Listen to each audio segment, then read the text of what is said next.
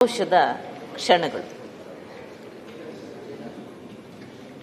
ಈ ಒಂದು ಉಪಸಭಾಪತಿಯಾಗಿ ಆಯ್ಕೆಯಾಗಿರ್ತಕ್ಕಂಥ ಸಂದರ್ಭದಲ್ಲಿ ನಮ್ಮ ಈ ಸದನದಲ್ಲಿ ಪಕ್ಷಾತೀತವಾಗಿ ಸಭಾ ನಾಯಕರಿಂದಾದಿಯಾಗಿ ವಿರೋಧ ಪಕ್ಷದ ನಾಯಕರಿಂದಾದಿಯಾಗಿ ಎರಡೂ ಪಕ್ಷದ ಸದಸ್ಯರು ನನ್ನ ಸಹೋದರರಿಂದಾಗಿ ಮಂತ್ರಿಗಳಿಂದಾದಿಯಾಗಿ ಸಭಾಪತಿಗಳಿಂದಾದಿಯಾಗಿ ಇಷ್ಟೊಂದು ಪ್ರಶಂಸೆ ಮತ್ತು ಪ್ರೋತ್ಸಾಹದ ನುಡಿಗಳನ್ನು ಕೇಳಿ ನನಗೆ ಮನಸ್ಸು ತುಂಬಿ ಬಂದಿದೆ. ನಿಮ್ಮೆಲ್ಲರಿಗೂ ಶರಣ. ಇದೊಂದು ಬಹುಶಃ ಭಾವನಾತ್ಮಕ ಕ್ಷಣವೂ ಕೂಡ ನನ್ನ ಬದುಕಿನಲ್ಲಿ. ನಾನು ಈಗ ಇಲ್ಲಿ ಕೂತು ಇಷ್ಟೆಲ್ಲ ಜನರು ಮಾತಾಡ್ತಕ್ಕಂಥ ಸಂದರ್ಭದಲ್ಲಿ ಪದೇ ಪದೇ ಪದೇ ಪದೇ ಪದೇ ಪದೇ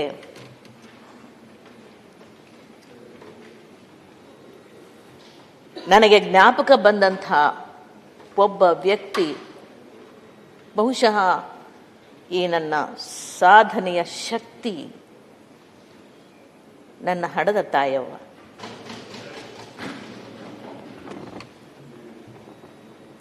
ನನ್ನ ತಾಯಿಯ ಹೆಸರು ನಿಂಗಮ್ಮ, ಹಡೆದ ತಾಯಿಯ ಹೆಸರು ನಿಂಗಮ್ಮ. ನನ್ನ ಹಾಗೆ ಒಂಟಿ ಬದುಕನ್ನ ಕಂಡ ಜೀವ.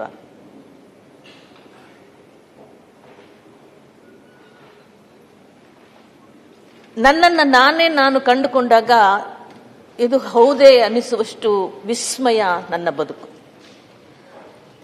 ಇಲ್ಲಿಯವರೆಗೂ ಕೂಡ ನನ್ನ ತಂದು ಮುಟ್ಟಿಸಿದರೆ ಅಂತ ಹೇಳಿದ್ರೆ ಒಂದು ಸಾಮಾನ್ಯವಾದಂತಹ ಅತ್ಯಂತ ಬಡತನದಲ್ಲಿ ಕೂಡಿದಂತಹ ಕೂಲಿ ಕೆಲಸ ಮಾಡ್ತಿದ್ದ ಒಬ್ಬ ಹೆಣ್ಣು ಮಗಳ ಗರ್ಭ ಇನ್ನೆಷ್ಟು ಗಟ್ಟಿ, ಅದೆಷ್ಟು ಶಕ್ತಿ.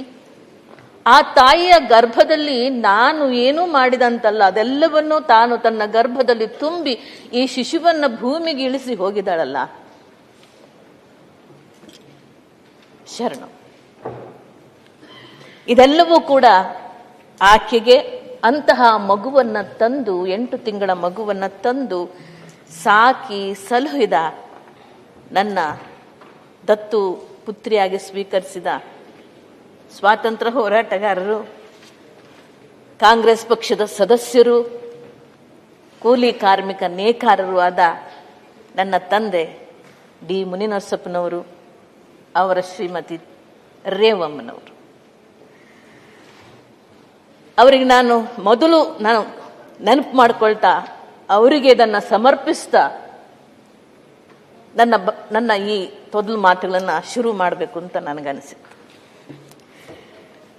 ಮಾನ್ಯ ಸಭಾಪತಿಗಳೇ, ಇಂದಿನ ಈ ಒಂದು ಸಭಾಪತಿಯ ಸ್ಥಾನವನ್ನ ನನಗೆ ಕೊಡಮಾಡಿದಂತಹ ನನ್ನ ಪಕ್ಷದ ಹಿರಿಯ ನಾಯಕರಾದಂತಹ ಶ್ರೀಮತಿ ಸೋನಿಯಾ ಗಾಂಧಿಯವರು, ವಿರೋಧ ಪಕ್ಷದ ನಾಯಕರಾದಂತಹ ರಾಹುಲ್ ಗಾಂಧಿಯವರು, ಇಂದಿನ ನಮ್ಮ ಪಕ್ಷದ ರಾಷ್ಟ್ರೀಯ ನಾಯಕರು ಅಧ್ಯಕ್ಷರು ಆಗಿರ್ತಕ್ಕಂಥ ಮಲ್ಲಿಕಾರ್ಜುನ್ ಖರ್ಗೆಜಿಯವರು, ಮತ್ತು ನಮ್ಮ ರಾಜ್ಯದ ಉಸ್ತುವಾರಿಗಳಾಗಿರ್ತಕ್ಕಂಥ ಸುರ್ಜಿವಾಲ್ನವರು ಪ್ರಧಾನ ಕಾರ್ಯದರ್ಶಿಗಳು, ಮತ್ತು ವೇಣುಗೋಪಾಲ್ರವರು, ನಮ್ಮ ಮುಖ್ಯಮಂತ್ರಿಗಳು ಡಿ ಕೆ ಶಿವಕುಮಾರ್ ಅವರು, ಮತ್ತು ನಮ್ಮ ಮತ್ತೋರ್ವ ಧೀಮಂತ ನಾಯಕರು, ಹಿಂದುಳಿದ ವರ್ಗದ ಮಹಾನ್ ಶಕ್ತಿಯಾದಂಥ ಮಾಜಿ ಮುಖ್ಯಮಂತ್ರಿಗಳಾದಂಥ ಶ್ರೀಯುತ ಸಿದ್ದರಾಮಯ್ಯನವರು, ಮತ್ತು ನನ್ನ ಕಾಂಗ್ರೆಸ್ ಪಕ್ಷದ ಎಲ್ಲ ನನ್ನೊಂದಿಗೆ ಬೆರೆತು ಪ್ರೀತಿಯನ್ನು ಹಂಚಿದಂತಹ ಅನೇಕ ಜೀವಗಳು, ನನಗೆ ಮಾರ್ಗದರ್ಶನ ಮಾಡ್ತಾ ಇಲ್ಲಿವರೆಗೂ ಕರ್ಕೊಂಡು ಬಂದು ನನಗೆ ಅವಕಾಶಗಳನ್ನು ಕೊಟ್ಟಂಥವ್ರು, ಅವರೆಲ್ಲರನ್ನೂ ನಾನು ಈ ಸಂದರ್ಭದಲ್ಲಿ ಸ್ಮರಿಸಿ ಕೃತಜ್ಞತೆಗಳನ್ನು ಈ ಸಂದರ್ಭದಲ್ಲಿ ನಾನು ಸಲ್ಲಿಸ್ತಾ ಇದ್ದೀನಿ. ಮಾನ್ಯ ಸಭಾಪತಿಗಳೇ, ನಮ್ಮ ವಿರೋಧ ಪಕ್ಷದ ನಾಯಕರು ಮಾತಾಡ್ತಕ್ಕಂಥ ಸಂದರ್ಭದಲ್ಲಿ ಒಂದು ಮಾತನ್ನ ಕೇಳಿದ್ರು. ಗೊತ್ತಿಲ್ಲ ಈ ಹೆಣ್ಮಗಳಿಗೆ ರಾಜಕೀಯದಲ್ಲಿ ಹೇಗೆ ಬರ್ಬೇಕು, ಯಾಕೆ ಬರಬೇಕು ಅನ್ನಿಸ್ತು, ಹೇಗೆ ಬಂದರು ಅದೆಲ್ಲ ನಮಗೆ ಗೊತ್ತಿಲ್ಲ, ಆದರೆ ನಾವು ಬಂಗಾರಪ್ಪ ಅವ್ರ ಪಕ್ಷದಿಂದ ನೋಡಿದ್ವಿ ಅಂತ. ನಿಜವಾಗ್ಲೂ ನಾನು ಹೇಳಬೇಕು ಅಂತ ಹೇಳಿದ್ರೆ, ನಮ್ಮದು ಕಾಂಗ್ರೆಸ್ ಕುಟುಂಬವಾದ್ರಿಂದ ನನ್ನ ತಂದೆಯ ಆ ಕಾಂಗ್ರೆಸ್ ಕುಟುಂಬದಲ್ಲಿ ನಡೀತಿದ್ದಂಥದ್ದು, ನನ್ನ ತಂದೆ ಹೊರಗಡೆ ಹೋಗ್ತಿದ್ದು ಬರ್ತಿದ್ದು, ಜನರ ಸಂಪರ್ಕ ಇದು ಅದು ಮಗುವಿನಿಂದಲೇ ನನ್ನ ಮೇಲೆ ಆ ಪ್ರಭಾವ ಬೀರಿದ್ದು ಹೌದು. ತದನಂತರದಲ್ಲಿ ಮದುವೆ, ವಿದ್ಯಾಭ್ಯಾಸ, ಮದುವೆ, ಬೇರೆ ಬೇರೆ ರಂಗಭೂಮಿ, ಇನ್ನೊಂದು ಮತ್ತೊಂದು ಎಲ್ಲವೂ ಆಗ್ತಾ ಬಂದಾಗ ಸಿನಿಮಾ ನಟಿ ಬಹುಶಃ ಕಾಲದಲ್ಲಿ ಅನುಭವ ನೋಡಿದ ಗೆಳೆಯರಲ್ಲಿ ಇರಬಹುದು ಅನ್ಕೋತೀನಿ. ಅನುಭವ ಚಿತ್ರಗಳನ್ನು ನೋಡಿರತಕ್ಕಂಥವ್ರು ಬಹಳಷ್ಟು ಜನ ಈಗ 60 ದಾಟಿದ್ದಾರೆ ಅನ್ಕೋತೀನಿ. ನಗ್ತಿದ್ರಿ ಯಾಕೆ? ಒಂದೇ ಕಾಶಿನಾಥ್ ಅವರು ಕೊಟ್ಟಂಥದ್ದು. ಅದಕ್ಕೆ ಮುಂಚೆ ಇನ್ನೊಂದು 1980ನೇ ಇಸ್ವಿನಲ್ಲಿ ಚಿತ್ರರಂಗ ಬಂದೆ. 1978ರಲ್ಲಿ ನಾನು ಗ್ರಾಮೀಣ ರಂಗಭೂಮಿ ನಿಮ್ಮ ಕಡೆ ಎಲ್ಲ ಬಂದು ಮಲ್ಲಣ್ಣ ಪೌರಾಣಿಕ ನಾಟಕಗಳೆಲ್ಲ ಪಾತ್ರಗಳನ್ನು ಮಾಡ್ತಿದ್ದೆ ಆ ಕಾಲದಲ್ಲಿ. ಹಾಗೆ ಪೌರಾಣಿಕ ಮತ್ತು ಹವ್ಯಾಸಿ ನಾಟಕಗಳು, ಗ್ರಾಮೀಣ ನಾಟಕಗಳು, ನಮ್ಮ ವೃತ್ತಿ ರಂಗಭೂಮಿ ಕಂಪನಿ ನಾಟಕಗಳು ಅಂತೀವಿ, ಆ ನಾಟಕಗಳು ಎಲ್ಲ ಮಾಡ್ತಾ ಈ ಸಿನಿಮಾ ಜಗತ್ತಿಗೂ ಬಂದ್ಬಿಟ್ಟೆ. ಒಂದೇ ರಾತ್ರಿಯಲ್ಲೇ ತಾರೆ ಆಗ್ಬಿಟ್ಟೆ ನಾನು. ಅವು ಯಾರಿಗೂ ಅಂತ ಅವಕಾಶ ಸಿಕ್ಕಿಲ್ಲ. ನನ್ನ ಜೀವನದಲ್ಲಿ ಸಿಕ್ತು. ಆ ಚಿತ್ರ 2 ವರ್ಷ ಆಯ್ತು. ರಿಲೀಸ್ ಆಗೋರ್ಗೂ ಗೊತ್ತಿಲ್ಲ ನಾನು ಒಂದೇ ರಾತ್ರಿಗೆ ದೊಡ್ಡ ತಾರೆ ಆಗ್ಬಿಡ್ತೀನಿ ಅಂತ. ನಾನು ಯಾರ ಮನೆ ಬಾಗಿಲಿಗೂ ನಾನು ಪಾತ್ರ ಕೇಳ್ಕೊಂಡು ಹೋದವಳೆ ಅಲ್ಲ ಅಣ್ಣ. ನೆಕ್ಸ್ಟ್ ಡೇ ನೋಡಿದ್ರೆ ಇಡೀ ಚಿತ್ರರಂಗದಲ್ಲಿ ಎಷ್ಟೊಂದು ಪಾತ್ರಗಳು ಸಿಗ್ತಾ ಹೋಯ್ತು, ಏನೆಲ್ಲ ಆಗ್ತಾ ಹೋಯ್ತು. ಎಲ್ಲ ಪ್ರೊಡ್ಯೂಸರ್ಸ್ ಉಮಾಶ್ರೀ ಮಾಡಿದ್ದು ಶೃಂಗಾರ ಪಾತ್ರ. ಮೊದಲನೇ ಸರ್ತಿಗೆ ಅನುಭವ ಚಿತ್ರದಲ್ಲಿ ಶೃಂಗಾರ ಪಾತ್ರ. ತದನಂತರದಲ್ಲಿ ಹಾಸ್ಯ ಪಾತ್ರಗಳು, ದ್ವಂದ್ವ ಸಂಭಾಷಣೆ, ಅದು ಇದು ಎಲ್ಲ ಆಗಿ ಕೊನೆಗೆ ರವಿಚಂದ್ರನ್ ಅವರ ಪುಟ್ನಂಜ ಬರೋವರೆಗೂ ಕೂಡ ಉಮಾಶ್ರೀಗೆ ಇಂಥದ್ದೊಂದು ದೊಡ್ಡ ಶಕ್ತಿ ಇದೆ, ಇಷ್ಟು ದೊಡ್ಡ ಕಲಾವಿದ ಆಗಿದ್ದಾಳೆ ಏನೂ ಗೊತ್ತೇ ಇಲ್ಲ ಅವರಿಗೆ. ಪುಟ್ನಂಜ ಆದ್ಮೇಲೆ ಗೊತ್ತಾಗಿದ್ದು.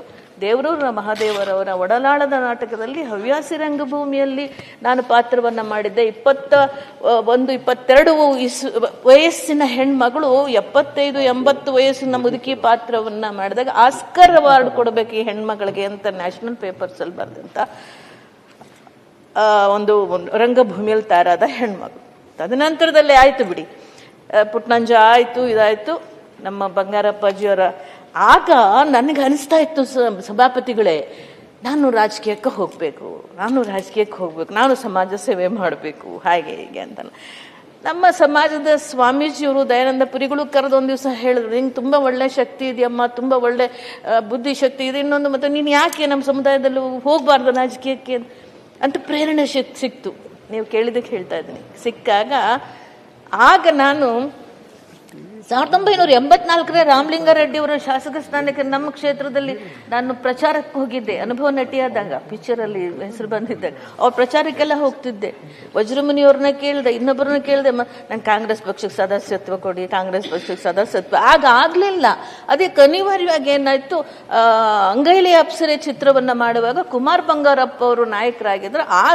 ನಾನು ಕೇಳ್ಕೊಂಡೆ, ನನಗೆ ರಾಜಕೀಯಕ್ಕೆ ಬರಬೇಕು ಅಂತೀನಿ, ಯಾವ್ದನ್ನ ಪಕ್ಷಕ್ಕೆ ತಗೊಳಕ್ ಹೇಳಿ. ಅವರು ಇನ್ನೂ ಮುಖ್ಯಮಂತ್ರಿ ಆಗಿದ್ರು, ಕಾಂಗ್ರೆಸ್ ಪಕ್ಷಕ್ಕೆ ತಗೊಳಕ್ ಹೇಳಿ. ನನ್ನ ಒಂದೆರಡು ದಿವಸ ಸುಮ್ಮನೆ ಇರಮ್ಮ, ನಾನು ಹೇಳ್ತೀನಿ ಅಂತಂದ್ರು ಮಹಾಸಭಾಪತಿಗಳು. ಅದ್ ನೋಡಿದ್ರೆ ನನ್ಗೆ ಅವ್ರ ಮುಖ್ಯಮಂತ್ರಿ ಆದ್ಮೇಲೆ ಅವರೇ ಒಂದು ಪಕ್ಷ ಕಟ್ಟಿದ್ರು, ಆ ಪಕ್ಷದಲ್ಲಿ KCP ನನ್ನ ತಗೊಂಡ್ಬಿಟ್ರು. ಒಂದ್ ನಿಮಿಷ, ನಾನು ಸಭಾಪತಿ ಮಹಾಸಭಾಪತಿ ಅಲ್ಲ, ಸಭಾಪತಿ ಮಹಾಸಭಾಪತಿಗಳಂತಲೂ ಸಂಬೋಧನೆ ಮಾಡೋದು ಅದು ಕೂಡ ಒಂದು ಒಳ್ಳೆಯ ಸಂಬೋಧನೆನೆ, ಅದೇನು ತಪ್ಪಲ್ಲ, ಗೌರವಾರ್ಥವಾಗಿ. ಸೊ ಹಾಗಾಗಿ ಬಂದೆ. ತೆಂಗಿನ ಮರ ಗುರ್ತು, ಮೊದಲನೇ ಚುನಾವಣೆ ಹುಬ್ಬಳ್ಳಿ ರೂರಲ್, ನನ್ನ ಮೊದಲನೆಯ ನೇರ ಚುನಾವಣೆ ಅಸೆಂಬ್ಲಿಗೆ ತಾವು ಹೇಳ್ದ ಹಾಗೆ ಬಂದೆ. ಇವನ್ನೆಲ್ಲ ಭೇಟಿ ಮಾಡಿದೆ. ಏನೂ ಗೊತ್ತಿಲ್ಲ, ಹುಂಬುತನ. ನನ್ನ ಮಗ ಇಲ್ಲೇ ಇದೆ, ನನ್ನ ಮಗ ಬಂದಿದ್ದಾನೆ, ನನ್ನ ಸೊಸೆ, ನನ್ನ ಮಗಳು, ನನ್ನ ಅಳಿಯ ಇಲ್ಲಿ ಬಂದಿದ್ದಾರೆ, ನನ್ನ ಮಗ ವಿಜಯ್ ಕುಮಾರ್ ನನ್ನ ಜೊತೆನಲ್ಲಿ ಒಂದು ಸೂಟ್ ಕೇಸ್ ಇಟ್ಕೊಂಡು ಹೋದ್ವಪ್ಪ. ಒಡವೆ ಒತ್ತೆ ಇಟ್ಟು 75,000 ತಗೊಂಡ ಹೋದ್ರೆ ಅಲ್ಲಿ ನೋಡಿದ್ರೆ ರಿಸಲ್ಟ್ ಬಂತು. ಈಗ್ಲೂ ಅಂತಾರೆ ಅಲ್ಲಿ ನಾನು ನಿಂತಿದ್ದು ಯಾರ ವಿರುದ್ಧ? ಜಗದೀಶ್ ಶೆಟ್ಟರ್, ಬಸವರಾಜ ಬೊಮ್ಮಾಯಿ, ಮತ್ತೆ ಇನ್ನೊಬ್ಬರಿದ್ರು, ಬಸವರಾಜ ಬೊಮ್ಮಾಯಿ ಹೇಳಿದ್ನಲ್ಲ, ಪಪ್ಪಿರಾಯನಗೌಡ ನಕ್ಷತ್ರ. ನಿಂತೆ 4,000 ಓಟ್ ತಗೊಂಡ್ಬಿಟ್ಟೆ ನಾನು ಅವತ್ತು. ಎಂತ ದೊಡ್ಡಲ್ಲ. ಯಾವ ಕ್ಷೇತ್ರ? ಹುಬ್ಬಳ್ಳಿ ರೂರಲ್. ನನ್ನ ಬದುಕು ಸ್ಟಾರ್ಟ್ ಆಗಿದ್ದೆ ರಾಜಕೀಯದಲ್ಲಿ ಚುನಾವಣೆ ಅಂದ್ರೆ ನನ್ನ ಉತ್ತರ ಕರ್ನಾಟಕದ ಭೂಮಿಯಿಂದನೇ. ನನ್ನ ಉತ್ತರ ಕರ್ನಾಟಕದ ಭೂಮಿಯಿಂದ ಶುರುವಾಯಿತು. ನಾನು ಸೋತೆ, ಜಗದೀಶ್ ಶೆಟ್ಟರ್ ಮುಖ್ಯಮಂತ್ರಿ ಆದರು, ಬಸವರಾಜ ಬೊಮ್ಮಾಯಿ ಅವರು ಮುಖ್ಯಮಂತ್ರಿ ಆದರು, ನಾನಿವತ್ತು ಉಪಸಭಾಪತಿಯಾಗಿ. ಎಂಥ ಆಶೀರ್ವಾದ ಭಗವಂತನದು. ಹಾಗೆ ರಾಜಕಾರಣದಲ್ಲಿ ಕಾಂಗ್ರೆಸ್ ಪಕ್ಷ ನನಗೆ ಕೊಟ್ಟಂತಹ ಶಕ್ತಿ ಇದೆಯಲ್ಲ, ಅದೇ ನನ್ನ ಕಲಾವಿದೆಯಾಗಿ ನೀವೆಲ್ಲರೂ ಆಶೀರ್ವದಿಸಿ ಬೆಳೆಸಿದ್ರಿ. ರಾಜ್ಯದ ಜನತೆ, ನಮ್ಮ ಪ್ರೊಡ್ಯೂಸರ್ಗಳು, ನಿರ್ದೇಶಕರು ಬೆಳೆಸಿದ್ದಾರೆ. ನನಗೆ ಸಿಕ್ಕ ಅವಕಾಶಗಳನ್ನು ಸದುಪಯೋಗ ಮಾಡ್ಕೊಂಡು ಅಲ್ಲೂ ಬೆಳೆದೆ. ಆದರೆ ನನ್ನ ಕಾಂಗ್ರೆಸ್ ಪಕ್ಷದ ಸಿದ್ಧಾಂತ, ಬದ್ಧತೆ, ಆ ಒಂದು ಕಾರ್ಯಕ್ರಮ ಮಾಡ್ತಕ್ಕಂಥದ್ದು, ಕೆಲಸ ಮಾಡೋ ರೀತಿ ನೀತಿ, ಜನಪರವಾಗಿ ಹೇಗಿರಬೇಕು ಅನ್ನೋದನ್ನೆಲ್ಲ ಕಲಿಸ್ಕೊಟ್ಟಿದ್ದು ನನ್ನ ಕಾಂಗ್ರೆಸ್ ಪಕ್ಷ. ಅವಕಾಶಗಳನ್ನು ಕೊಡ್ತಾ ಹೋಯಿತು, ಮಂತ್ರಿ ಮಾಡ್ತು, ಶಾಸಕರನ್ನ ಮಾಡ್ತು, ಇವತ್ತು ಉಪಸಭಾಪತಿಯನ್ನಾಗೂ ಮಾಡಿದೆ. ಅದರಿಂದ ನಾನು ನನ್ನ ಪಕ್ಷಕ್ಕೂ ಕೂಡ ನಾನು ದೊಡ್ಡ ಕೃತಜ್ಞತೆಯನ್ನು ಸಲ್ಲಿಸ್ತೇನೆ. ಈ ಸಂದರ್ಭದಲ್ಲಿ ನನ್ನ ಹಾದಿಯಲ್ಲಿ ಬಂದಂಥ ನನಗೆ ಬೆಂಬಲವಾಗಿ ನಿಂತಹ ಬಂಗಾರಪ್ಪಾಜಿಯವರು, ಎಸ್.ಎಂ. ಕೃಷ್ಣಾಜಿಯವರು ಮೊದಲು ಹೇಳಿದ್ರು ಸರ್. ಅವ್ರ ಜೊತೆಲೇ ಹೋಗ್ತಿದ್ದೆ. ಎಸ್.ಎಂ. ಕೃಷ್ಣಾಜಿಯವ್ರ ಜೊತೆಲೂ ಕೂಡ ಭಾಷಣಗಳನ್ನು ಮಾಡೋಕ್ಕೆ ಜಿಲ್ಲಾ ಪಂಚಾಯತ್ ಚುನಾವಣೆ ಅಲ್ಲಿ ಅವ್ರ ಅಧ್ಯಕ್ಷರಿದ್ದಂಥ ಸಂದರ್ಭದಲ್ಲಿ ಆಗ ಗುರುತಿಸಿದ್ರು, ಈ ಹುಡುಗಿನಲ್ಲಿ ಒಂದಷ್ಟು ಟ್ಯಾಲೆಂಟ್ ಇದೆ ಅಂತ ಹೇಳಿ, ನಿನ್ನನ್ನು ನಾನು ಬಳ್ಳಾರಿ ಎಲೆಕ್ಷನ್ಗೆ ಹಾಕ್ತಾ ಇದ್ದೀನಿ, ನೀನು ಅಲ್ಲಿ ಹೋಗಿ ಕೆಲಸ ಮಾಡು, ನಿನಗೆ ಒಳ್ಳೇದಾಗತ್ತೆ ಅಂದರು. ನನಗೆ ಅವ್ರ ಮಾತಿನ ಅರ್ಥ ಗೊತ್ತಾಗ್ಲಿಲ್ಲ. ಆಗ ನನ್ಗೆ ಅವ್ರ ಮಾತಿನ ಅರ್ಥ ಗೊತ್ತಾಗ್ಲಿಲ್ಲ. ನಾನು ಬಳ್ಳಾರಿ ಫುಲ್ಲು ಕೆಲಸ ಮಾಡಿದೆ. ಉಮಾಶ್ರೀಸ್ ಟ್ರಾವೆಲಿಂಗ್ ಲೈಕ್ ಎ ವಿಂಡ್ ಅಂತ ಪತ್ರಿಕೆಗಳು ಬಂದಿತ್ತು. ಸುಷ್ಮಾ ಸ್ವರಾಜ್ ಅವರು ಮತ್ತು ಸೋನಿಯಾಜಿಯವರು ಅವರು ಗೆದ್ದರು. ಆ ನಂತರದಲ್ಲಿ ಗೊತ್ತಾಯ್ತು, ನಮ್ಮ ಡಿ ಕೆ ಶಿವಕುಮಾರ್ ಸರ್ ಅವ್ರ ಮನೆ ಬಾಗ್ಲ ಹತ್ರ ನಿಂತಿದ್ದೆ. ಆವಾಗ ಇದು ನಡೀತಿತ್ತು, MLC-ಗಳಿಗೆ ಆಯ್ಕೆ. ಗೊತ್ತಿಲ್ಲ ಅವ್ರ ಮನಸ್ಸಲ್ಲಿ ಏನಿದೆ ಅಂತ. ಡಿ ಕೆ ಶಿವಕುಮಾರ್ ಜಿಯವರು ಬಂದು ಹಿಂಗೆ ಕರೆದ್ರು, ಬರಮ್ಮ ಇಲ್ಲಿ, ನೀನು ಡೆಲ್ಲಿಗೆ ಹೋಗ್ಬಾ. ಡೆಲ್ಲಿನೇ ಗೊತ್ತಿಲ್ಲ, ಮೊದಲನೇ ಸರ್ತಿ ಡೆಲ್ಲಿ ಎಲ್ಲಿಗೆ ಹೋಗ್ಬೇಕು, ಹೆಂಗೆ ಬರ್ಬೇಕು, ಏನೇನು ಗೊತ್ತಿಲ್ಲ ನನಗೆ. ಎಂದು ಭಾಳಷ್ಟು ಹೋಗಿಲ್ಲ ಬಿಡಿ ಡೆಲ್ಲಿಗೆ. ಎಲ್ಲವೂ ಕೂಡ ನಾವು ಗಣೇಶನಂಗೆ ಇಲ್ಲೇ ನಾವು ನಮ್ಮನ್ನು ಪ್ರೊಟೆಕ್ಟ್ ಮಾಡೋರಿದೆ, ಎಲ್ಲ ಬೆಳೆದಿದ್ದೀವಿ. ಅವತ್ತು ಹೋಗಿ ಆ AICC ಬಾಗ್ಲೂ ಗೊತ್ತಿಲ್ಲ, AICC ಆಫೀಸ್ ಯಾರನ್ನ ಭೇಟಿ ಆಗ್ಬೇಕು ಗೊತ್ತಿಲ್ಲ. ಅಲ್ಲಿ ಒಬ್ಬರು ಸಿಕ್ಕರು, ರಂಜಿತ್ ಥಾಮಸ್ ಸಭಾಪತಿಗಳೇ. ಅವ್ರು ಸಿಕ್ಕರು. ಮೇಡಮ್ ಇವ್ ಕಮ್ ಹಿಯರ್ ಅಂದರು. ಸರ್, ಯು ಆರ್ ಕರ್ನಾಟಕ ಅಂದರು. ಹೌದು ಸರ್ ಅಂದರು. ನಾನು ಕನ್ನಡ ಮಾತಾಡ್ತೀನಿ ರೀ, ಮಾತಾಡ್ರಿ ಅಂದರು. ಕನ್ನಡ ಮಾತಾಡೋದು, ಅವ್ರು ಕೇರಳದಿಂದ ಬಂದಂಥವ್ರು. ಆನಂತರ ನೀವು ಬಳ್ಳಾರಿ ಎಲೆಕ್ಷನಲ್ಲಿ, ಹೌದು ಸರ್ ನಾನೇ. ಕರ್ಕೊಂಡು ಹೋಗಿ ಅವ್ರ ಆಫೀಸಲ್ಲಿ ಕೂರಿಸಿ ಕಾಫಿ ಕುಡಿಸಿ, ಅವರು ಅವತ್ತು ಹಿಮಾಚಲ ಪ್ರದೇಶದ ಅವರು ಮಹಿಳಾ ಅಧ್ಯಕ್ಷರಾಗಿದ್ರು. ಮಹಿಳಾ ಅಧ್ಯಕ್ಷರು ಸರ್. ಅವ್ರಿಗೆ ಕರ್ಕೊಂಡೋಗಿ, ನೋಡ್ರಿ ಇದೇ ಹೆಣ್ಮಕ್ಳು ಮೊನ್ನೆ ಚುನಾವಣೆಯಲ್ಲಿ ನಮ್ಗೆ ಜೊತೆ ಕೆಲಸ ಇಲ್ಲ, ಇನ್ನೊಂದೇನೋ ಹೆಸರಿದೆ ಸರ್. ಸೊ ಅವರು ಬಹಳ ದೊಡ್ಡ ಕಣ್ಣುಗಳಿಂದ ಆಯಮ್ಮನ್ನು ಕರ್ಕೊಂಡ್ರು. ಎಲ್ಲರಿಗೂ ಪರಿಚಯ, ನನಗೇನು ಗಾಬರಿ ಏನಪ್ಪ ಇಷ್ಟೆಲ್ಲ ಆಗ್ತಾ ಇದೆ ಅಂತ ಅಂದ್ಬಿಟ್ಟು ಎಲ್ಲರಿಗೂ ಪರಿಚಯ ಮಾಡಿಸಿದ್ರಲ್ಲ. ಏನಕ್ಕೆ ಬಂದೆ, ಈ ಥರ ಕಲಿಸಿದ್ದಾರೆ, ಈ ಥರ ಕೇಳ್ಕೊಂಬ ಅಂತ. ಮೇಡಮ್ ಅವ್ರನ್ನ ಭೇಟಿ ಆಗ್ಬಿಟ್ಬಾ. ನಮ್ಗೆ ಈಗಲೇ ನಮ್ಗಳು ಭೇಟಿ ಆಗೋದು ಎಷ್ಟೋ ಕಷ್ಟ ಇರೋ, ಆ ಕಾಲದಲ್ಲಿ ಹೆಂಗೆ ಭೇಟಿ ಆಗ್ಬೇಕು ನಾನು. ಅವರೆಲ್ಲ ನನಗೆ ತಕ್ಷಣ ಒಂದು ಲೆಟರ್ ಹಾಕಿ ಫ್ಯಾಕ್ಸ್ ಮಧ್ಯೆ ನಾವು ಕಳಿಸ್ತಾರಲ್ಲ, ಫ್ಯಾಕ್ಸ್ ಏನೋ ಅವಾಗ ಕಳಿಸಿದ್ರು. ಸರ್ ನೀವು ನಂಬಲ್ಲ, ವಿದಿನ್ 1 hour ಸೋನಿಯಾಜಿಯವ್ರ ಮನೆಗೆ ಕರೆಸ್ಕೊಂಡು ಮಾತಾಡ್ಸಿದ್ರು, ಕಳಿಸಿದ್ರು. ಅಲ್ಲಿಂದ ಬರೋ ಅಷ್ಟರಲ್ಲಿ ನನಗೆ MLC ಅನೌನ್ಸ್ ಆಗಿತ್ತು. ಹಾಗೆ ನನಗೆ ಅತ್ಯಂತ ಗೌರವವನ್ನು ಕೊಟ್ಟು ನನ್ನ ಪಕ್ಷ ಅವತ್ತಿನ ಕಾಲದಿಂದ ಇವತ್ತಿನ ಕಾಲದಲ್ಲೂ ನಡೆಸ್ಕೊಂಡಿದ್ದಾರೆ. ತದನಂತರದಲ್ಲಿ ಧರ್ಮಸಿಂಗ್ಜಿಯವ್ರ ಕಾಲದಲ್ಲಿ, ಧರ್ಮಸಿಂಗ್ ಅವರು ಸಿದ್ದರಾಮಯ್ಯ ಜೊತೆ ಕಾಲದಲ್ಲಿ MLC ಆಗಿದ್ನಲ್ಲ, ಆ ಕಾಲದಲ್ಲಿ ನೀವು ಹೇಳ್ದಾಗೆ ಹೋರಾಟದ ಮೂಲಕ ನಾವು ನೇಕಾರರ ಹೋರಾಟ, ಬಹಳ ದೊಡ್ಡ ನೇಕಾರರ ಹೋರಾಟ ಆದಾಗ ನಾನು ನಮ್ಮ ಸಿದ್ದರಾಮಯ್ಯಜಿಯವರು ಕರೆದು ಜನಗಳನ್ನು ಸೇರಿಸಿ ನಾನು ಕರ್ಕೊಂಡು ಹೋದಾಗ ಮೊದಲನೆಯ ಸರ್ತಿ ಅವರು ನಮಗೆ ಪ್ಯಾಕೇಜ್ ಕೊಟ್ಟರು. ವಿದ್ಯುತ್ ಸಬ್ಸಿಡಿ, ಯಶಸ್ವಿನಿ ಯೋಜನೆ, ಸಾಲ ಮನ್ನಾ, ಬಡ್ಡಿ ಮನ್ನಾ, ಈ ಥರ ಮೊದಲನೇ ಪ್ಯಾಕೇಜ್ ಹೋರಾಟದ ಮೇಲೆ ನಾನು ಒಬ್ಬ ಆರ್ಡಿನರಿ MLC ಆಗಿ ಅದನ್ನು ಗಿಟ್ಟಿಸ್ಕೊಂಡು ನಮ್ಮ ಸಮಾಜಕ್ಕೆ ಕೊಡೋಕೆ ಅನುಕೂಲ ಆಯಿತು. ಧರ್ಮಸಿಂಗ್ಜಿಯವರು ಮತ್ತು ನಮ್ಮ ಸಿದ್ದರಾಮಯ್ಯಜಿಯವರು. ಅಲ್ಲಿಂದ ಮಲ್ಲಿಕಾರ್ಜುನ ಖರ್ಗೆ ಅವರು ಇದಕ್ಕೂ ಟಿಕೆಟ್ ತೆರೆದಾಳ ಸರ್. 3 ಕಡೆ ಅಪ್ಲೈ ಮಾಡಿಬಿಟ್ಟಿದ್ದೆ ನಾನು. ಸುಮ್ಮನೆ ಎಲ್ಲರೂ ಕೇಳ್ತಾರಲ್ಲ, ನಾನು ಕೇಳೋಣ ಅಂತ ಕೇಳ್ಬಿಟ್ಟೆ. ನಿಜವಾಗ್ಲೂ ಹೇಳ್ತೀನಿ, ಎಲ್ಲರೂ ಕೇಳ್ತಾರೆ MLA ಟಿಕೆಟ್, ನಾನು ಅಪ್ಲಿಕೇಶನ್ ಹಾಕೋಣ. ಬೆಂಗಳೂರು ರೂರಲ್ಲೂ ಬೆಳಗಾಂ ಸಿಟಿ ಮತ್ತೆ ತೇರ್ದಳನು ಸಕ್ಸಸ್ ಆಗ್ಬಿಡ್ತು. ತಿರ್ಗಾ ಓಡೋದು, ಬೇಡ ನನಗೆ, ನಾನು ನಿಲ್ಲಲ್ಲ ಸರ್, ದಯವಿಟ್ಟು ಬೇಡಿ ಸರ್, ವಾಪಸ್ ತಗೊಳ್ಳಿ ಅಂತ ಮಲ್ಲಿಕಾರ್ಜುನ್ ಖರ್ಗೆ. ಏನ್ ತಮಾಷೆ ಆಡ್ತೀಯ ನೀನು, ಎಲ್ಲ ಆರ್ಡರ್ ಆಗಿ ಹೋಗು ಅಂದ್ರು. ಹೀಗೆ ಗೊತ್ತಿಲ್ಲದ ಜಾಗ, ಕಲ್ಲಪ್ಪ ಮಲ್ಲಪ್ಪ ಗೊತ್ತಿಲ್ಲ, ಜಾಗ ಗೊತ್ತಿಲ್ಲ, ಓಣಿ ಗೊತ್ತಿಲ್ಲ, ಆ ಊರೇ ನೋಡಿಲ್ಲ, ನಂಗೇನೋ ಗೊತ್ತಿಲ್ಲ. ನೀವಾದ್ರೂ ನರ್ಸ್ ಮಾಡ್ತಿರಲ್ಲ, ಹೋಗಿ ಮೊದಲೆಲ್ಲ ನೋಡ್ಕೊಂಬರ್. ಎಂಥದ್ದು ನೋಡಿಲ್ಲ ಸೌದಿ ಅಣ್ಣ. ನಾನು ಏನೋ ನೋಡದೆ ನುಗ್ಗಿಬಿಟ್ಟೆ. ನುಗ್ಗಿ ಅಲ್ಲಿ ದೊಡ್ಡ ಗಲಾಟೆ, ಸೌದಿ ಸರ್ ಗೊತ್ತು ಅದೆಲ್ಲಾನು, ದೊಡ್ಡ ಗಲಾಟೆಗೆ ಜಗಳ ಕಿತ್ತಾಟ ಎಲ್ಲ ಆಯ್ತು. ಕೊನೆಗೆ ಇನ್ನು 10 ದಿವಸ ಇದೆ ಸರ್, ಊರ ಒಳಗೆ ಬಿಟ್ಕೊಳ್ಳಿಲ್ಲ ಸರ್, ನನ್ನ ಎಲೆಕ್ಷನ್ನೇ ಮಾಡಕ್ ಬಿಟ್ಕೊಳ್ಳಿಲ್ಲ. ಎಲ್ಲಿಂದ ಬಂತಿದೆ, ಎಲ್ಲಿಂದ ಹಾಕ್ಯಾರಿದೆ, ಯಾವ್ದಿದೆ ನಮ್ಗೊಂತಲ್ಲ ಅಂತ ಊರೊಳಗೆ ಬಿಟ್ಕೊಳ್ಳಿಲ್ಲ. ನನ್ನ ಖರ್ಗೆಜಿಯವರು ಸಿದ್ದು ನ್ಯಾಮಗೌಡರು ಫೋನ್ ಮಾಡಿದ್ರು.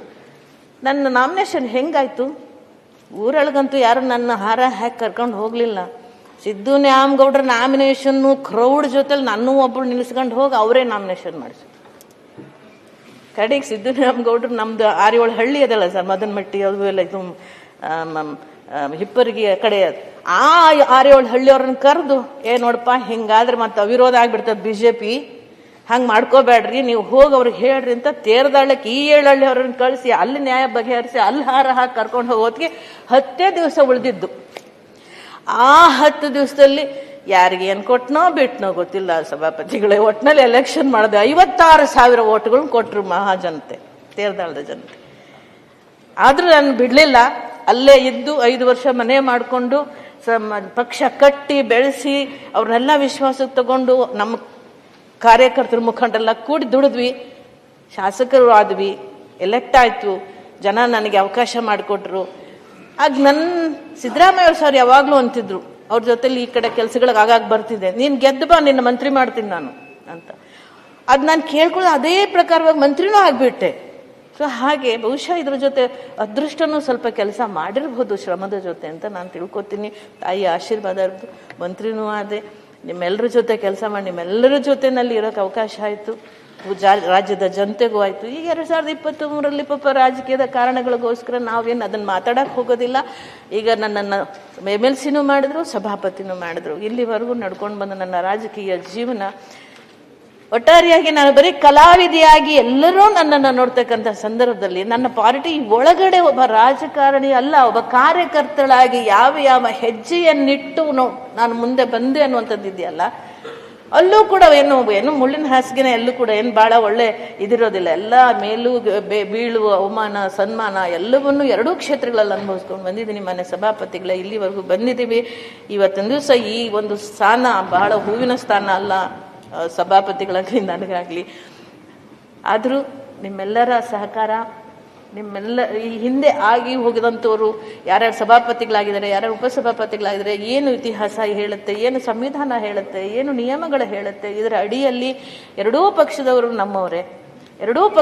ನಮ್ಮವರೇ ಅನ್ನೋ ಭಾವನೆಯಲ್ಲಿ ಎಲ್ಲರನ್ನೂ ಸಮಾನವಾಗಿ ತೆಗೆದುಕೊಳ್ತು ಹೋಗ್ತಕ್ಕಂಥದ್ದು ಮತ್ತು ಸಭಾಪತಿಯ ಜೊತೆಯಲ್ಲಿ ಕೂಡಿ ಕೆಲಸ ಮಾಡ್ತಕ್ಕಂಥದ್ದು ಅವರು ನಮಗೆ ಮತ್ತು ಅವರಿಗೆ ಒಂದು ಅನುಸರಣೀಯವಾಗಿ ಕೆಲಸವನ್ನ ಖಂಡಿತವಾಗ್ಲೂ ನಾನು ಮಾಡ್ಕೊಂಡು ಹೋಗ್ತೇನೆ ಅಂತಕ್ಕಂಥ ವಿಶ್ವಾಸವನ್ನ ವ್ಯಕ್ತಪಡಿಸ್ತಾ, ಇದರ ಜೊತೆಯಲ್ಲಿ ಬಹಳ ಹೆಚ್ಚಾಗಿ ನಾನು ನಿರಂತರವಾಗಿ ಶಕ್ತಿಯಾಗಿ ನನಗೆ ನಿಂತಿರೋದು ನನ್ನ ಕುಟುಂಬ, ನನ್ನ ಮಗ, ವಿಶೇಷವಾಗಿ ಮಗಳು, ನನ್ನ ತಾಯಿ ಅನ್ನಿಸ್ಕೊಂಡಿರ್ತಕ್ಕಂಥ ಸೊಸೆ ಶ್ವೇತಾ, ಇವತ್ತಿಗೆ ಅವಳು ನನಗೆ ತಾಯಿ ನನ್ನ ಮನೆಯಲ್ಲಿ, ಮತ್ತು ನನ್ನ ಅಳಿಯ ಡಾಕ್ಟರ್ ರಮೇಶ್, ಡಾಕ್ಟರ್ ಗಾಯತ್ರಿ, ಇವರೆಲ್ಲರ ಸಪೋರ್ಟ್ ಇರೋದ್ರಿಂದ ನಾನು ನಿರ್ಮಳವಾಗಿ ಈ ಜೀವನಗಳನ್ನು ನಾನು ಮಾಡ್ತಾ ಬಂದಿದ್ದೀನಿ.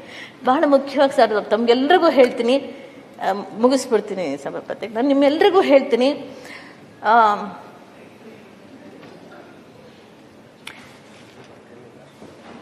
ನನ್ನ ಮಗ ನನ್ನ ಹೊಟ್ಟೆಲಿ 2 ತಿಂಗಳು ಭ್ರೂಣ, ನನ್ನ ಮಗಳಿಗೆ 2 ವರ್ಷ. ಆ ಮಕ್ಕಳನ್ನ ಹಿಡ್ಕೊಂಡು ನಾನು ಜೀವನ ಮಾಡ್ಕೊಂಡು ಬಂದಾಗ ಹಾಗೆ ಬೆಳೀತಾ ನನ್ನ ಮಗಳಿಗೆ 5-6 ವರ್ಷ ಸೀತಾರಾಮ್, ನಿಮ್ಮ ಜನತಾ ದಳದಲ್ಲಿದ್ರಲ್ಲ, TN ಸೀತಾರಾಮ್, ಜನತಾ ಪಕ್ಷ ಅಲ್ಲ, ಜನತಾ ಪಕ್ಷ TN ಸೀತಾರಾಮ್ ಅವರು, ರಂಗಭೂಮಿಯವರು ಎಲ್ಲ ಹೇಳ್ತಾರೆ, ಎಷ್ಟು ವರ್ಷ ಅಂತ ನೀನು ಹಿಂಗೆ ಇರ್ತೀಯ, ಮುಂದೆ ನಿನಗೆ ವಯಸ್ಸಾಗತ್ತೆ, ನಿನ್ಗೊಬ್ಬ ಸಂಗಾತಿ ಬೇಕು, ನೀನು ಮದುವೆ ಮಾಡ್ಕೋ ಅಂತ ಹೇಳಿ. ರಮೇಶ್ ಬಂದ್ಗದ್ದೆ ಅವರನ್ನ ಮದುವೆ ಮಾಡಬೇಕು ಅಂತ, ಅಣ್ಣಜಿ ಗೊತ್ತಲ್ಲ ತಮಗೆ ರಮೇಶ್ ಬಂದ್ಗದ್ದೆ. ನನ್ನ ಮಗಳನ್ನ ಕೇಳಿದೆ, ಅಮ್ಮ ನಿನ್ಗೆ ಅಪ್ಪನ ತಂದು ಕೊಡ್ತೀನಿ. No, I don't want to share my mummy with anybody ಅನ್ನೋದು ಮಗು. ಅದು ನಿರ್ಧಾರ ಆಯಿತು. ನನ್ನ ಬದುಕು ಯಾರಿಗಾಗೂ ಅಲ್ಲ, ನನ್ನ ಮಕ್ಕಳಿಗಾಗಿ. ಈ ಬದುಕನ್ನು ಬೇರೆಯವರೊಂದಿಗೆ ಹಂಚ್ಕೋಬಾರ್ದು. ಆವತ್ತಿನಿಂದ ಇವತ್ತಿನವರೆಗೂ ಕೂಡ ಹೀಗೆ ಬಂದೆ. ನಾನು ಯೋಚನೆ ಮಾಡ್ತಾ ಇದ್ದೆ, ನನ್ನ ರಂಗಭೂಮಿ ಗೆಳೆಯರು ಹೇಳ್ತಿರು, ನಿನ್ಗೀಗ 35 ವರ್ಷ ಮಾಸ್ಟರ್ ಹೇಳ್ತೀನಿ ಕೇಳು, ನಮ್ಮ ಲೋಕೇಶ ಹೇಳ್ತಿದ್ದ ರಂಗ ಸಂಪದ, ತುಂಬ ಹಿಂಸೆ ಅನುಭವಿಸ್ತೀಯ, ಒಂಟಿಯಾಗಿ ಬದುಕೋದು ತುಂಬ ಕಷ್ಟ ಇದೆ ವಯಸ್ಸಾದ್ಮೇಲೆ, ನಿನ್ನ 60ರ ನಂತರ ತುಂಬ ನೋವು ಪಡ್ತೀಯ ಅಂದ. ಇಲ್ಲ, ನಾನು ನೋವು ಪಡೋದಿಲ್ಲ, ನನ್ನ ಬದುಕನ್ನು ನಾನು ಹೇಗೆ ನಿಭಾಯಿಸ್ತೀನಿ ಹಾಗೆ ನಿಭಾಯಿಸ್ತೀನಿ ನೋಡು ಅಂತ ಹೇಳ್ಬಿಟ್ಟು ಸದಾಕಾಲ ನಾನು ವರ್ಕ್ ಮಾಡ್ತಾನೆ ಇರಬೇಕು, ಬಿಸಿಯಾಗಿರ್ಬೇಕು, ನನ್ನನ್ನು ನಾನು ದಣಿಸ್ಕೋಬೇಕು, ದಣಿಸ್ಕೊಂಡು ನನ್ನ ರಾತ್ರಿಗಳನ್ನು ಮುಗಿಸ್ಕೋಬೇಕು, ನಿದ್ರೆ ಬಂದ್ಬಿಡುತ್ತೆ. ಅದಕ್ಕೆ ಬರೆದಿದ್ರು, ಆ ಕಾರಣಕ್ಕೆ ಎಲ್ಲಿ ಹೋಗೋದು, ರಾಜಕೀಯ ಕ್ಷೇತ್ರಕ್ಕೆ ಹೋಗೋಣ, ಒಂದು ಜನ ಇರ್ತಾರೆ, ಹಗಲು ರಾತ್ರಿ ಅವ್ರ ಜೊತೆ ದುಡಿಬೋದು, ಹೈರಾಣ ಆಗ್ಬೋದು, ಬದುಕು ಮರ್ತು ಹೋಗುತ್ತೆ, ಕುಟುಂಬ ಮರ್ತು ಹೋಗುತ್ತೆ, ರಾತ್ರಿ ನೆಮ್ಮದಿಯಾಗಿ ನಿದ್ದೆ ಮಾಡ್ಬೋದು. ಯಾವ ಗಂಡಿನ ಪ್ರೀತಿ ಪ್ರೇಮಗಳ ನೋವು ನನಗಾಗೋದಿಲ್ಲ ಅಂತ ಅಂದ್ಕೊಂಡು ಈ ಕ್ಷೇತ್ರಕ್ಕೆ ಬಂದೆ, ಸಾಮಾಜಿಕ ಕ್ಷೇತ್ರಕ್ಕೆ ಬಂದೆ. ಅದು ಸಕ್ಸಸ್ ಆಗಿದ್ದೀನಿ. ನನ್ನ ನೋವುಗಳನ್ನ ಮರೆತು, ನನ್ನ ದಿನಗಳನ್ನು ಮರೆತು, ನನ್ನ ರಾತ್ರಿಗಳ ಬಗ್ಗೆ ಚಿಂತೆ ಇಲ್ಲದೆ ನನ್ನ ಬದುಕನ್ನು ಮುಗಿಸಿದ್ದೀನಿ. ಈಗ ನಾನು 70ರ ಹರೆಯ. ಸೊ ಹಾಗಾಗಿ ಅದನ್ನ ಒಬ್ಬ ಪತ್ರಕರ್ತರು ಬರೆದಿದ್ರು, ರಾತ್ರಿಯ ನಾಟಕಗಳನ್ನ ಮಾಡುವುದರ ಮೂಲಕವೇ ತನ್ನ ರಾತ್ರಿಗಳನ್ನ ಯೌವನವನ್ನ ಮುಗಿಸಿಕೊಂಡ ಉಮಾಶ್ರೀ ಅಂತ. ಅದು ಸತ್ಯವೂ ಕೂಡ. ಸ್ನೇಹಿತರೆ, ನಿಮ್ಮ ಜೊತೆಲ್ಲ ಯಾಕೆ ಹೀಗೆ ನಗ್ನಾಗ್ತಾ ಇರ್ತೀನಿ, ಯಾಕೆ ಸಮಾಜದ ಎಲ್ಲರ ಜೊತೆ ನಗ್ನಾಗ್ತಾ ಇರ್ತೀನಿ, ಯಾಕೆ ನನ್ನನ್ನು ನಾನು ಇಷ್ಟು ಬಳಸ್ಕೊಳ್ತಾ ಇದ್ದೀನಿ ಅಂತ ಹೇಳಿದ್ರೆ, ಈ ದೇಹ ಹುಟ್ಟಿದೆ ಅದು ಕುಟುಂಬಕ್ಕೋಸ್ಕರ ಮಾತ್ರ ಅಲ್ಲ. ಈ ದೇಹ ಪ್ರತಿಯೊಂದು ಕಣಕಣವೂ ಕೂಡ ಸಮಾಜದ ಮುಖಿಯಾಗಿದ್ದು ಹೋದ್ರೆ ಕರಗು ಹೋಗುವ ಜೀವಕ್ಕೆ ಎಲ್ಲರಿಂದಲೂ ಪ್ರೀತಿ ಸಿಕ್ಕರೆ ಸಾಕು. ಒಬ್ಬ ಗಂಡಸನಿಂದ, ಒಬ್ಬ ಗಂಡನಿಂದ ಮಾತ್ರನೇ ಪ್ರೀತಿ ಸಿಗಬೇಕಾ, ಒಬ್ಬ ತಾಯಿಯಿಂದ ಮಾತ್ರನೇ ಪ್ರೀತಿ ಸಿಗಬೇಕಾ? ನನ್ನನ್ನು ಪ್ರೀತಿಸೋದಕ್ಕೆ ಇಡೀ ಜಗತ್ತೇ ಇದ್ದಾಗ ನನ್ನ ಪ್ರೀತಿಯನ್ನು ಎಲ್ಲರಿಗೂ ಹಂಚಿದ, ಎಲ್ಲರಿಂದ ನಾನು ಪ್ರೀತಿ ತಗೊಳ್ತಾ ಈ ಜೀವನವನ್ನು ಮುಕ್ತಾಯ ಮಾಡಬೇಕು ಅಂದ್ಕೊಂಡು ಈ ರಾಜಕೀಯ ಕ್ಷೇತ್ರಕ್ಕೆ ಬಂದೆ. ಅದು ಸಾಧ್ಯತೆ ಆಗಿದೆ ಮಾನ್ಯ ಸಭಾಪತಿಗಳೇ. ಅದು ಸಾಧ್ಯತೆ ಆಗಿಸಿರ್ತಕ್ಕಂಥ ನಿಮ್ಮೆಲ್ಲರಿಗೂ, ನನ್ನ ಕನ್ನಡದ ಜನತೆಗೂ, ನನ್ನ ಪಕ್ಷಕ್ಕೂ, ನನ್ನ ಕುಟುಂಬಕ್ಕೂ ಎಲ್ಲರಿಗೂ ಧನ್ಯವಾದಗಳನ್ನು ಅರ್ಪಿಸ್ತೇನೆ. ನಮಸ್ಕಾರ. ಮತ್ತೆ ನಾನು ಈ ಒಂದು ಸ್ಥಾನದಲ್ಲಿ ಏನಾದರೂ ತಪ್ಪು ಒಪ್ಪುಗಳನ್ನು ಮಾಡಿದ್ರೆ ತಿದ್ದಿ ಬುದ್ಧಿ ಹೇಳಿ. ನಮಸ್ಕಾರ.